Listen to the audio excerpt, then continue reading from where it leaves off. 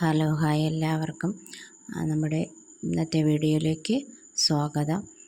നമ്മൾ കുറച്ച് ദിവസങ്ങൾ കൊണ്ട് മലയാള അക്ഷരങ്ങളും ചിഹ്നങ്ങളും കൂട്ടക്ഷരങ്ങളും അങ്ങനെ കുറച്ച് കാര്യങ്ങൾ പഠിച്ചു വരികയായിരുന്നു. അപ്പം ചിഹ്നങ്ങൾ ഞാൻ ഇതിൽ ഉൾപ്പെടുത്തിയിട്ടുണ്ട്. നിങ്ങളൊന്ന് നോക്കുക. കുട്ടികളെന്നും ഇത് എഴുതാനും വായിക്കാനും ശ്രമിക്കുക. എന്നാൽ മാത്രമേ ഓർമ്മ നിൽക്കുകയുള്ളൂ, നമുക്കത് മറക്കാതിരിക്കാൻ പറ്റുള്ളൂ. അപ്പം എന്നാൽ മാത്രമേ നമുക്ക് വായിക്കാനും എഴുതാനും ഒക്കെ പറ്റുള്ളൂ. അതുപോലെ തന്നെ ഞാൻ ഇതിൽ കൊടുത്തിട്ടുണ്ട്, അതിൻ്റെ കുറച്ച് കാര്യങ്ങൾ കൊടുത്തിട്ടുണ്ട്. നിങ്ങളും നോക്കുക. നമുക്കിന്ന് എങ്ങനെയാണ് അത് എഴുതുന്നതെന്ന് നോക്കാം. നമ്മൾ ആദ്യം തന്നെ അക്ഷരങ്ങളും ചിഹ്നങ്ങളും ചേർത്ത് എഴുതാൻ പഠിക്കുക. എത്രത്തോളം നമ്മൾ എഴുതുന്നോ അത്രത്തോളം നമുക്ക് എഴുതാനും വായിക്കാനും കഴിയും. ആദ്യത്തേത് ആയിലുള്ളതാണ് കൊടുത്തിട്ടുള്ളത്. 10 വാക്ക് വീതം കൊടുത്തിട്ടുണ്ട്. രണ്ടാമത് ഈയിലതാണ്, ഈ ചിഹ്നം വെച്ചിട്ട് അത് സെയിം 10 വാക്ക് കൊടുത്തിട്ടുണ്ട്. ഊയിലും കൊടുത്തിട്ടുണ്ട്. നിങ്ങളിതെല്ലാം എഴുതിയെടുക്കുക. ഒരു നോട്ടിലോട്ട് വീഡിയോ പൗസ് ചെയ്തതിന് ശേഷം എഴുതിയെടുക്കുക.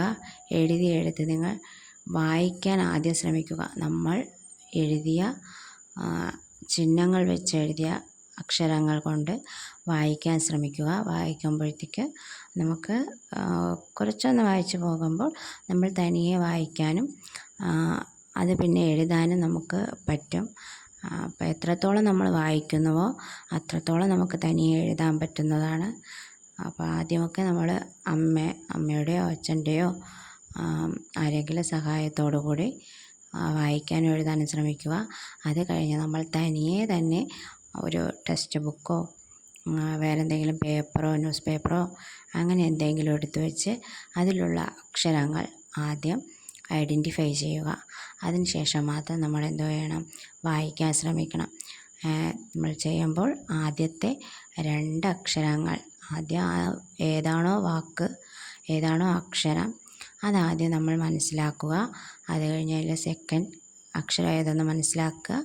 ചിഹ്നം ഉണ്ടെങ്കിൽ ചിഹ്നം കൂടി ചേർത്ത് വേണം എപ്പോഴും പറഞ്ഞു പോവാനുള്ളത്.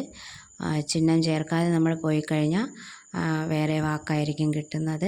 അതുകൊണ്ട് തന്നെ ചിഹ്നം കൂടി ചേർത്ത് പോകുക, അപ്പോഴേ നമുക്ക് ശരിയാവുള്ളൂ.